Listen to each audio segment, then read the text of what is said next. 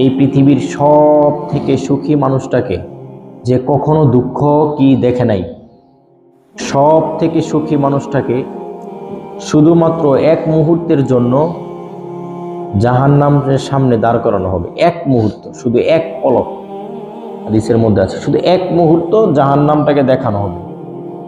এই এক মুহূর্তের জাহান্নামের এক পলক দেখার সঙ্গে সঙ্গে ওই লোক পৃথিবীর সমস্ত সুখ এক মুহূর্তের জন্য ভুলে যাবে। এই এক মুহূর্তের জাহান্নাম দেখে সব ভুলে যাবে। সে বলবে, আল্লাহ, সুখ কি জিনিস আমি কোনোদিন চোখে দেখি নাই। বুঝতে পেরেছেন?